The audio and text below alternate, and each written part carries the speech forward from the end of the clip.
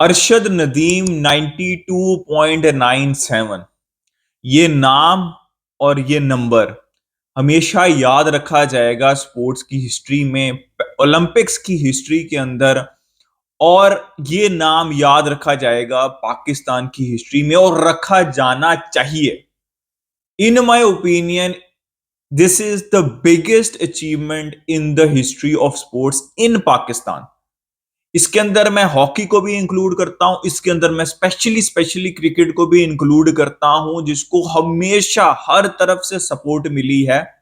Considering, हम detail में बात करेंगे, लेकिन considering everything, in my opinion इस अचीवमेंट को हमें पाकिस्तान की स्पोर्ट्स हिस्ट्री की सबसे बड़ी अचीवमेंट मानना पड़ेगा।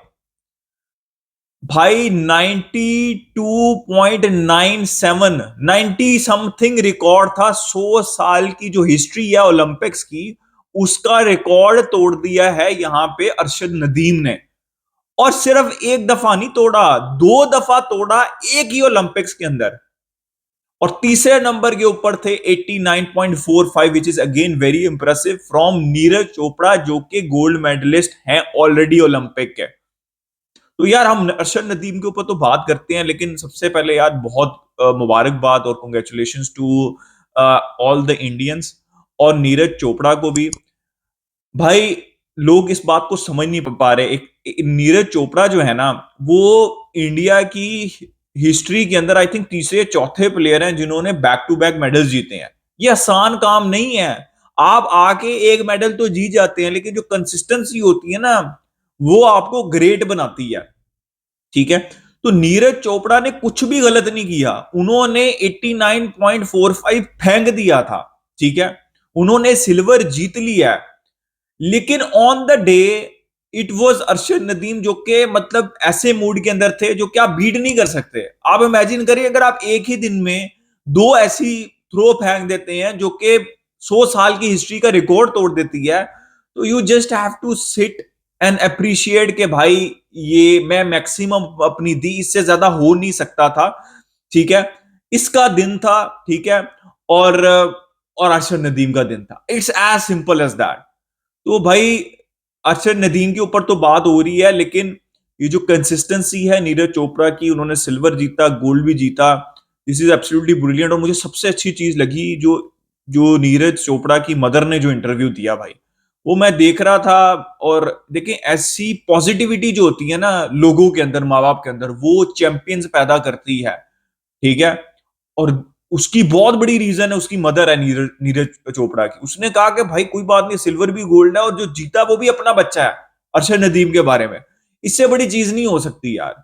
मतलब ये बड़ा दिल चाहिए आपको, और बड़ा दिल है, और जो बड़े दिल के लोग होते हैं वो ही आगे चैंपियन प्रोड्यूस करते हैं। और नीरज चोपड़ा और बहुत अरशद नदीम के दरमियान एक बहुत म्यूचुअल रिस्पेक्ट है, आपने ओवर द इयर्स देखा है। और ये राइवलरी ऑफिशियली पॉजिटिव राइवलरी जो है ना, एक तो नेगेटिव हम हमेशा इंडिया पाकिस्तान की बना देते हैं, ये पॉजिटिव राइवलरी है, स्पोर्ट्स राइवलरी है। ये पॉलिटिकल राइवलरी नहीं बनाना इसको आपने। ये स्पोर्ट्स राइवलरी, और स्पोर्ट्स राइवलरी रहनी चाहिए। तो भाई, Neeraj Chopra did absolutely brilliant, और congratulations to Neeraj Chopra and India. अब आते हैं अरशद नदीम पे। क्यों मैं कह रहा हूं ये कि अरशद नदीम जो है, उनकी अचीवमेंट पाकिस्तान की स्पोर्ट्स हिस्ट्री की सबसे बड़ी अचीवमेंट है। भाई, मियां चन्नू का ये बंदा है। ठीक है। लकड़ी की जेवलिन से ये वो खेलते थे। एज पर रिपोर्ट्स, जो गांव के लोग हैं वो पैसे फंडिंग दे के इनकी उनको प्रैक्टिस कराते थे। तो आप लोगों को तो पता है कि पाकिस्तान के अंदर तो क्रिकेट के हालात बुरे हैं, हालांकि उसमें पैसा है, बहुत पैसा दिया जाता है। तो ओलंपिक्स को तो पाकिस्तान में कभी सीरियसली नहीं लिया गया। क्रिकेट के अलावा ना, एक टाइम था, आपको पता है कि पाकिस्तान जो है 1992 में लास्ट हॉकी के अंदर उन्होंने ब्रॉन्ज जीता था। और उससे पहले कंसिस्टेंटली पाकिस्तान स्क्वाश में भी, हॉकी के अंदर कंसिस्टेंटली जो है वो रिकॉर्ड्स बनाए हुए हैं पाकिस्तान ने, स्पेशली स्क्वाश के अंदर, के ओलंपिक्स के अंदर गोल्ड मेडल, या मेडल तो पक्का होता था। ठीक है। बल्कि गोल्ड मेडल ही पक्का होता था। उसके बाद ऐसा मतलब फुल स्टॉप लगा है जिसके अंदर सारे लोग इन्वॉल्व हैं, सबके ऊपर रिस्पॉन्सिबिलिटी है कि किसी ने क्रिकेट के अलावा, उसका भी बेड़ा गर्क किया हुआ है, पैसे हैं उसके अंदर, लेकिन उसके अलावा किसी ने उस कोई और स्पोर्ट्स के ऊपर जो है वो तवज्जो ही नहीं दी। तो अरशद नदीम की कहानी है, एक ऐसा बंदा जो कि, अगर आप पिछले ओलंपिक्स के अंदर जाएं, तो पिछले ओलंपिक्स के अंदर तो उनके पास ना कोई ट्रेनिंग थी, ना कोई फैसिलिटी थी।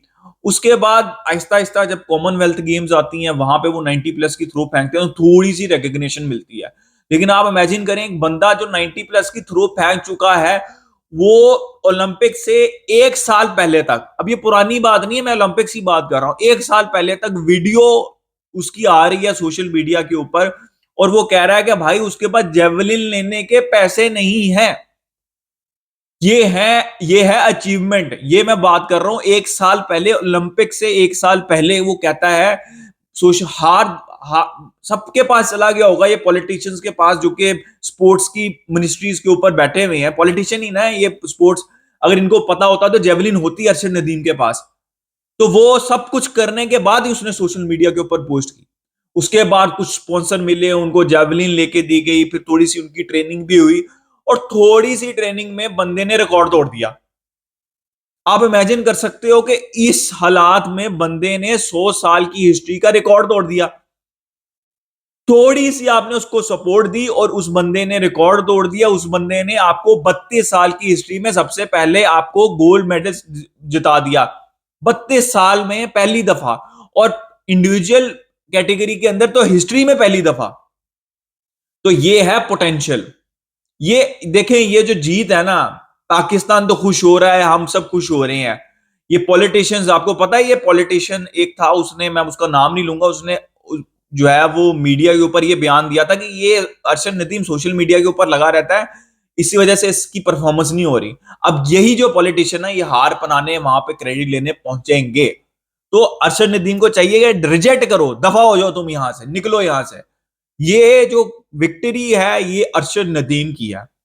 ये अरशद नदीम की है, सिर्फ और सिर्फ अरशद नदीम की है। और अरशद नदीम ने बताया है पूरी पूरे पाकिस्तान को और दुनिया को कि टैलेंट है, लेकिन सपोर्ट नहीं है पाकिस्तान में। फुटबॉल का भी यही हाल है, वहां पे भी टैलेंट है, कोई सपोर्ट नहीं है। सारे पॉलिटिशियंस बैठे हुए हैं एसोसिएशंस के ऊपर, चाहे वो ओलंपिक्स की हो, चाहे वो क्या नाम है, या तो रिटायर्ड आर्मी जनरल्स बैठे हुए हैं या फिर पॉलिटिशियंस बैठे हुए हैं। उनको क्या पता भाई, ये तो सारे वो लोग हैं जो जो चढ़ते सूरज को सलाम करते हैं। इनको कोई पता नहीं कि प्रोसेस क्या होता है। तो ये जब मैंने आपको चीज एक्सप्लेन की है ना, ये सारी, इस वजह से मैं कह रहा हूं कि ये पाकिस्तान की स्पोर्ट्स हिस्ट्री की सबसे बड़ी अचीवमेंट है। और इस बंदे को इज्जत, स्पॉन्सर्ड, सारी चीजें, सारे, मैं सही बात बता रहा हूं, मेरा दिल ये कहता है, अगर मेरे पास अथॉरिटी होती ना, तो जितने भी क्रिकेटर्स हैं ना, जितने भी टॉप क्रिकेटर्स हैं, जितने भी एक्टर्स हैं, जितनी भी स्पॉन्सरशिप उनको मिली हुई है ना, मैं अगले पूरे साल की वो सारी जो स्पॉन्सरशिप है वो मैं ला के दूंगा अरशद नदीम को। अगर आपने कुछ करना है ना ओलंपिक्स के लिए या फिर बाकी स्पोर्ट्स के लिए, तो सारे के सारे जो ब्रांड है ना, वो जाके स्पॉन्सरशिप दें, वो जाके एड्स दें, अरशद नदीम से ऐड कराएं, ताकि पूरे पाकिस्तान को, इन पॉलिटिशियंस को ये मैसेज पहुंचे, ये करप्ट लोगों को मैसेज पहुंचे कि ये है मेन हीरो। ब्रिलियंट यार फ्रॉम अरशद नदीम अगेन, और congratulations to Neeraj Chopra also again. और ब्रिलियंट ब्रिलियंट ब्रिलियंट भाई जेवलिन कंपटीशन। और अरशद नदीम का नाम हमेशा याद रखा जाएगा और रखा जाना चाहिए। आई विल मेक श्योर कि वो रखा जाए। This is I will do on my side. आपको भी ये करना है। अपना ओपिनियन दें, लाइक कर दिए, सब्सक्राइब कर दिए। मिलते हैं नेक्स्ट वीडियो।